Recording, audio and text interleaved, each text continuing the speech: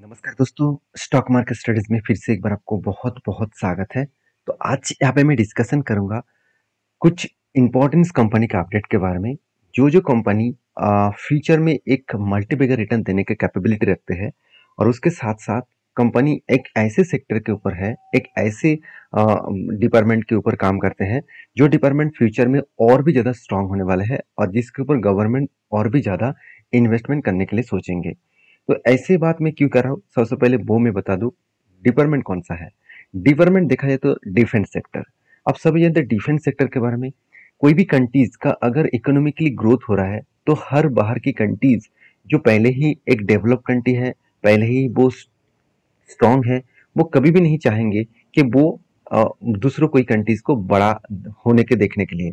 तो इसके लिए बहुत सारे अटैक्स भी करेंगे, बहुत सारे मतलब ट्राई करेंगे उसको बर्बाद करने के लिए, खत्म करने के लिए और उसको दबा के रखने के लिए।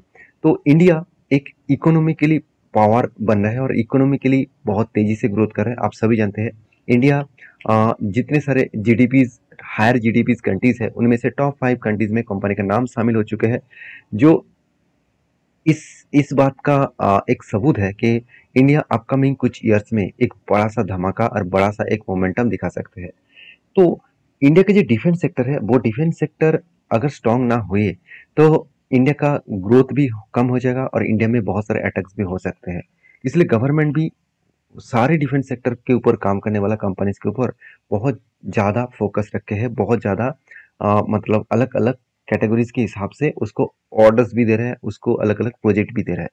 तो उसी से जुड़े हुए मैं कुछ कंपनीज के बारे में बात करूंगा, जो सिर्फ डिफेंस सेक्टर के ऊपर नहीं, जो इसरो, आप सभी जानते हैं इसरो इंडियन मतलब स्पेस रिसर्च ऑर्गेनाइजेशन, जो रिसेंट मंगल मिशन में कंप्लीट हुआ और रिसेंट सूर्ययान भी भेजा।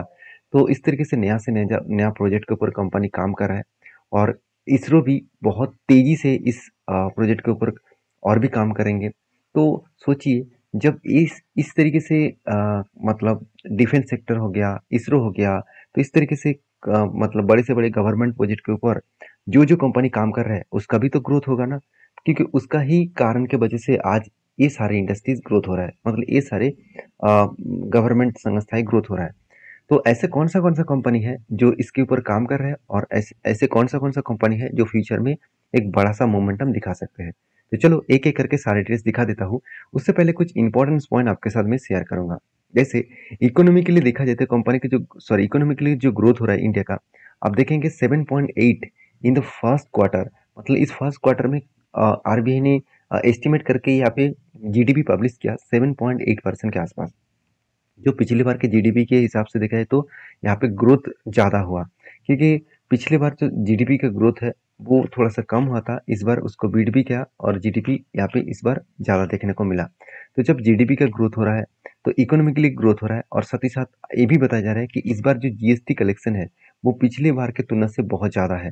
तो अगर गवर्नमेंट को जीएसटी कलेक्शन ज़्यादा मिले, जीडीपी ग्रोथ हुआ, टैक्सेशन ज़्यादा मिले, तो कोई भी कंट्रीज का ग्रोथ होगा और जब कंट्रीज का ग्रोथ होगा सबसे पहले वो आर्मी डिफेंस सेक्टर के ऊपर गवर्नमेंट फोकस रखेंगे।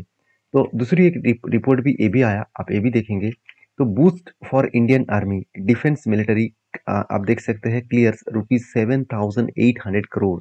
इसका मतलब गवर्नमेंट इतने बड़ा कैपेसिटी लेकर चला है 7,800 करोड़, और वो भी डिफेंस मिलिट्री सेक्टर के ऊपर गवर्नमेंट बूस्ट करने के लिए उस सेक्टर को कंपनी इन्वेस्टमेंट करेंगे और पैसा भी लगाएंगे। तो सोचिए इतना बड़ा पैसा अगर लगेंगे तो जो कंपनी इस मिलिट्री सेगमेंट के ऊपर प्रोडक्ट को सेल करते हैं तो उसका तो फायदा होगा ना डायरेक्ट। तो उनमें से कौन सा कंपनी है, चलो एक एक करके देख लेता हूँ। सबसे पहले मैं जिस कंपनी के बारे में बात करूँ उसका नाम आप देखेंगे, उसका नाम है एवेंटल लिमिटेड। तो एवेंटल लिमिटेड एक छोटा सा कंपनी है, एक स्मॉल कैप टाइप कंपनी है। तो मैं जितने सारे कंपनीज के बारे में बात करूंगा, सबसे पहले एक डिस्क्लेमर जरूर है, ये कोई भी रिकमेंडेशन नहीं है। आपको अगर काम करना है तो पूरा के पूरा रिसर्च करके स्टडी करके आपके रिस्क के हिसाब से करिए, क्योंकि मैं जितने सारे कंपनीज के बारे में बताऊंगा वो सारे के सारे small and mid cap type company है, बहुत छोटा है। इसका हायर कैपेबिलिटी है कि बड़ा होने का, तो होगा कि नहीं होगा इसका कोई 100% गारंटी नहीं होता। तो हमेशा आपको रिस्क को मैनेज करके ही काम करना पड़ेगा। ध्यान से देखिएगा इस कंपनी का बिजनेस मॉडल्स क्या है। यहाँ पे देख सकते हैं अवंतल लिमिटेड एंगेज्ड इन बिजनेस, आप देख सकते हैं design developing and maintenance wireless and satellite communications products. सोचिए ये कंपनी इसरो के साथ भी काम कर रहे हैं, सैटेलाइट प्रोजेक्ट्स के ऊपर काम कर रहे हैं, डिफेंस सेक्टर के ऊपर काम कर रहे हैं। आप देख सकते हैं defence electronics and radar systems के ऊपर भी कंपनी काम करते हैं। तो कंपनी के जो बिजनेस मॉडल्स है वो उसी मॉडल्स के ऊपर है जो मॉडल्स फ्यूचर में ज़्यादा से ज़्यादा ग्रोथ होने का चांसेस है। कंपनी यहाँ पे देखिए customers, its customers measure from the aerospace and defence sector. तो मैं पहले बोल चुका हूँ जो जो कंपनीज के बारे में बात करूंगा वो डिफेंस सेक्टर के साथ जुड़े हुए हैं। तो आप कहेंगे सर कंपनी का खासियत क्या है वो तो बता दीजिए। तो कंपनी का खासियत क्या है मैं वो आपको यहाँ पे डिटेल्स में भी दिखा सकता हूँ। कंपनी देखिए जो जो सेक्टर जो जो प्रोडक्ट के ऊपर काम कर रहे हैं वहाँ पे सॉफ्टवेयर भी है, वायरलेस भी है। उसके साथ साथ कंपनी न्यू प्रोडक्ट भी कुछ सर्विसेज भी लॉन्च की है।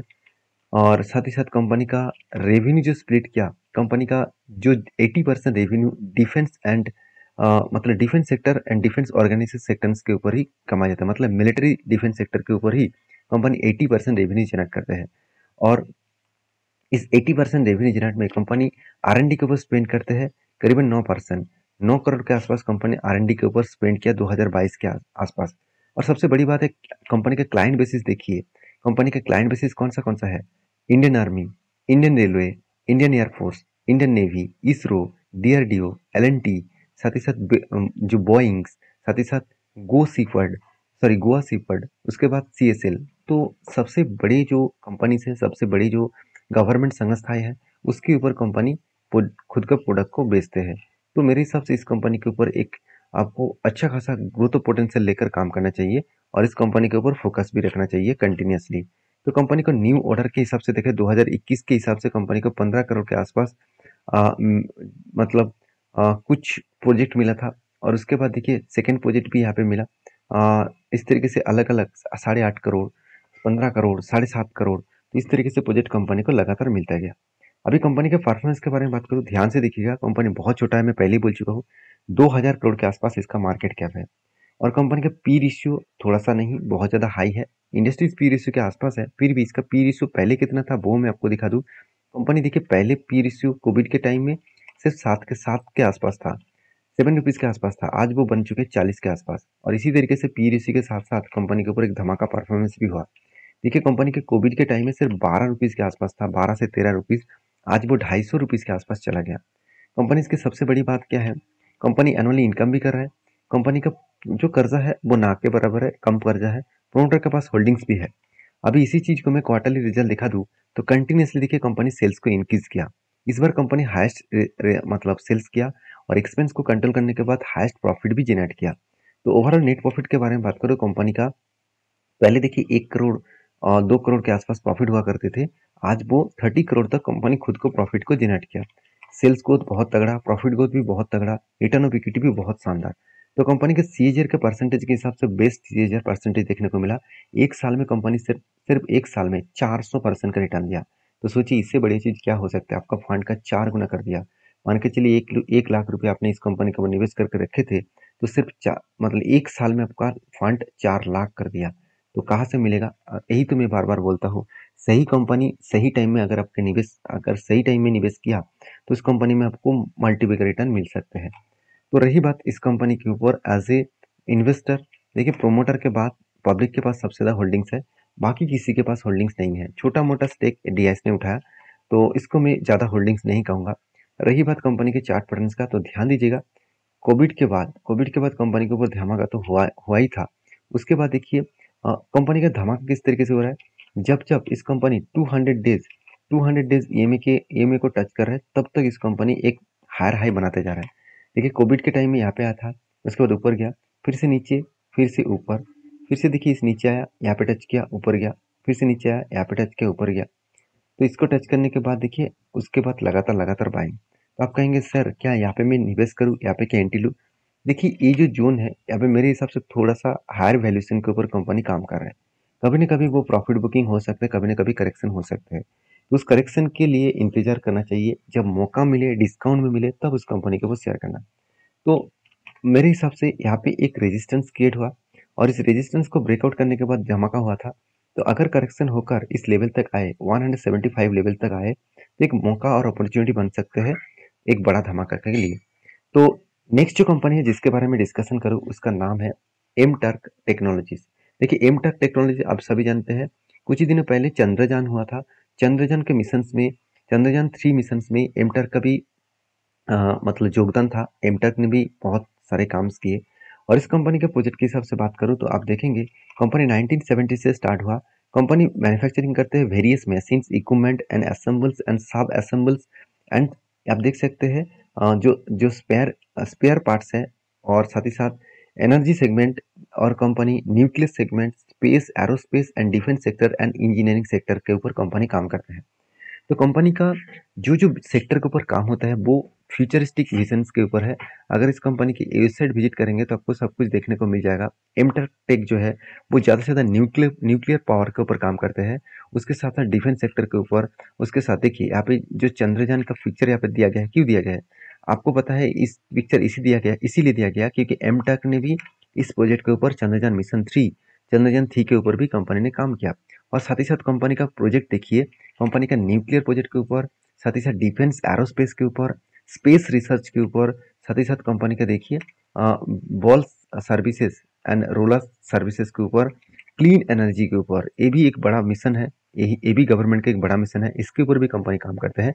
अदर सेगमेंट्स के ऊपर भी कंपनी काम करते हैं, जैसे सबमरीन्स मेरीन्स के ऊपर। तो कंपनी के कैटेगरी वाइज देखा तो कंपनी का बिजनेस बहुत स्ट्रांग है।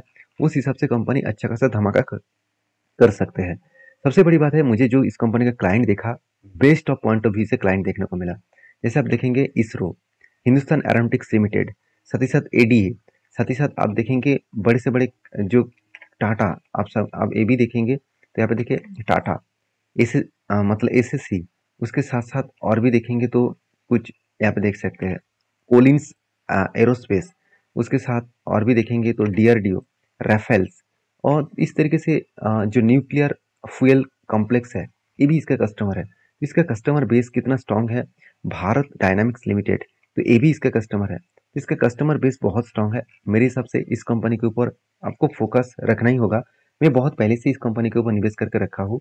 तो और बहुत पहले भी मैं आपको वीडियो बना कर दिया था। और इस कंपनी के एक पॉइंट ऑफ व्यू से मैं बात करूँ, कंपनी अभी भी छोटा कंपनी है, एक स्मॉल कैप टाइप कंपनी है। और इस कंपनी का जो पी रेशियो है वो 78 है और कंपनी की इंडस्ट्रीज पी रेशियो 49 है। इसका मतलब कंपनी का पी रेशियो हाई वैल्यूएशन के ऊपर है। फिर भी अगर देखेंगे कंपनी का एवरेज पी रेशियो 73 है, कंपनी का पी रेशियो 80 के आसपास है। तो मेरे हिसाब से कंपनी का पी रेशियो उतना भी ज़्यादा हाई नहीं है जितना हाई देखने को मिला है, क्योंकि एक टाइम कंपनी का पी रेशियो चला गया था 130 के आसपास, 135 के आसपास। तो वहाँ से एक अच्छा खासा करेक्शन कंपनी के ऊपर देखने को मिला। उसके बाद फिर से यहाँ से रिकवरी होने का चांसेस है। तो अगर इस कंपनी के इसके बारे में और भी डिटेल्स डिस्कशन करूँ, कंपनी का आरओसी आरओई बेस्ड है, एनुअल इनकम भी अच्छा खासा हो रहा है, डेब्ट भी कंपनी का कम है। और कंपनी का जो प्रॉफिट है, जो प्रॉफिट एंड लॉस है, कंपनी देखिए हर साल में खुद का सेल्स को इंक्रीज करते गया। कंपनी पिछले सालों की तुलना से इस बार धमाका सेल्स इंक्रीज किया। और अपकमिंग कुछ ईयर्स में भी कंपनी का प्रॉफिट भी और सेल्स भी अच्छा खासा इंक्रीजिंग देखने को मिला है। मुझे जो पॉइंट्स बेस लगा, 10 साल पीछे चले जाएंगे तो कंपनी कंपनी का प्रॉफिट कुछ 3 करोड़, कुछ 2 करोड़ का प्रॉफिट हुआ करता था। आज वो बढ़ते बढ़ते कहाँ तक आ गया, 104 करोड़ के आसपास। कंपनी का सेल्स ग्रोथ, कंपनी का profit growth, return of equity, सब कुछ बेस्ट पॉइंट ऑफ व्यू से देखने को मिला। और सीएजीआर का परसेंटेज के हिसाब से कंपनी 63% के आसपास कंपनी का सीएजीआर देखने को मिला है। अभी एक चीज मैं और भी आपको बता दूं, कंपनी के ऊपर बैलेंस शीट के बारे में बात करूँ तो कंपनी का बैलेंस शीट कुछ इस तरीके से देखने को मिला। रिजर्व लगातार बढ़ते गए। और आप कहेंगे सर इस बार कंपनी ने इतना ज्यादा कर्जा क्यों लिया, 140 करोड़ से ऊपर? इसके पीछे कारण है। कारण कौन सा है?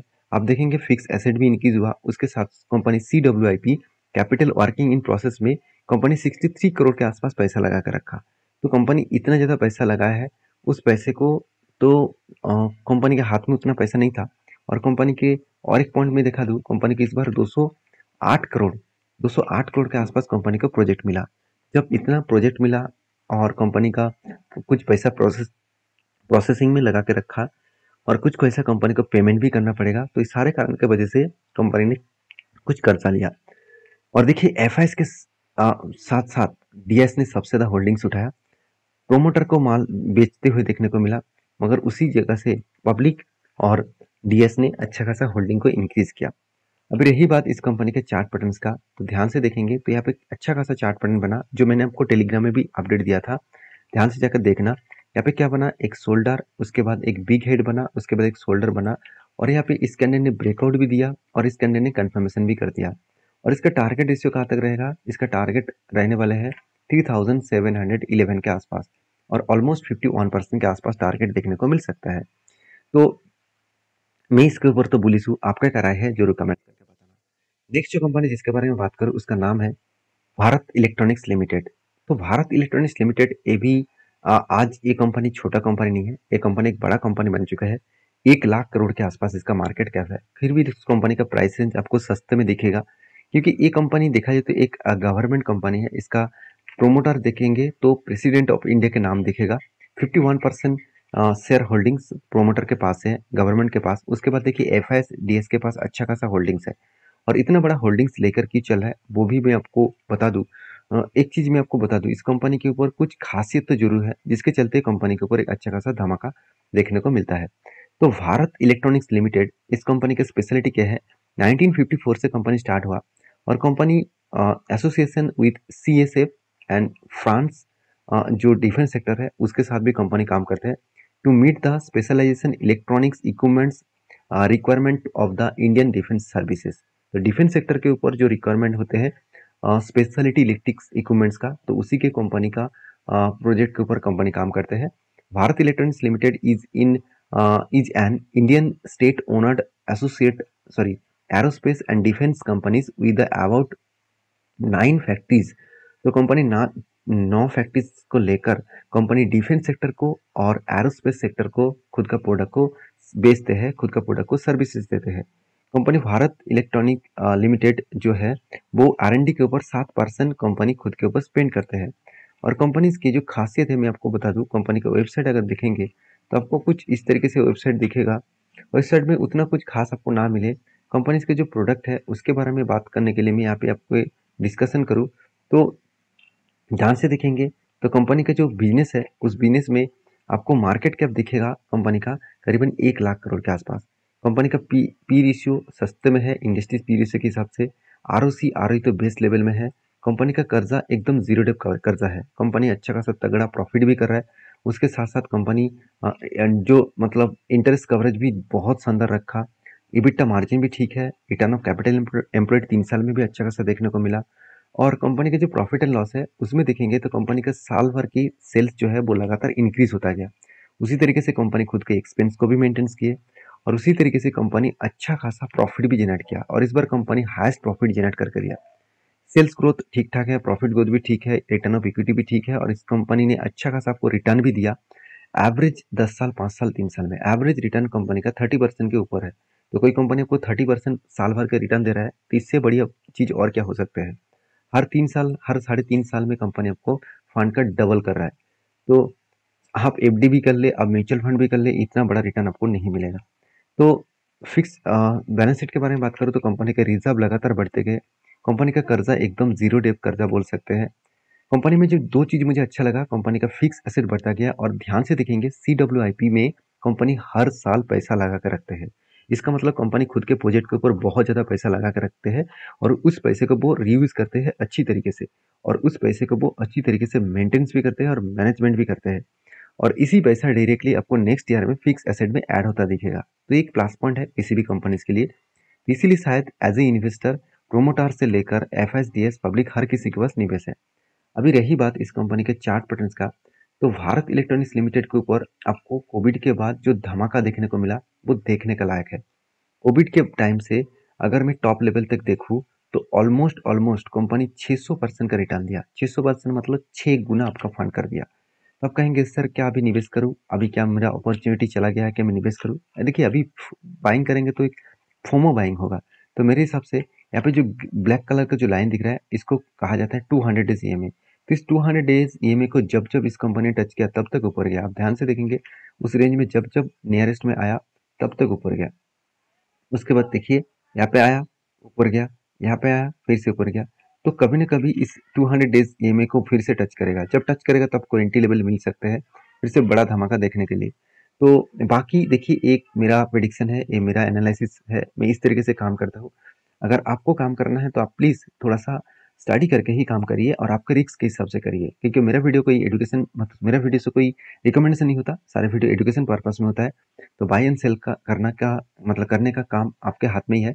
तो आई होप वीडियो आपको अच्छा लगे। अगर अच्छा लगे तो लाइक करना, दोस्तों के साथ शेयर करना, और आप कौन सा टॉपिक के ऊपर वीडियो देखना चाहते हैं जरूर कमेंट्स करना। मिलते हैं नेक्स्ट वीडियो में, तब तक के लिए अच्छे से रहिए, अपने ख्याल रखिए। धन्यवाद।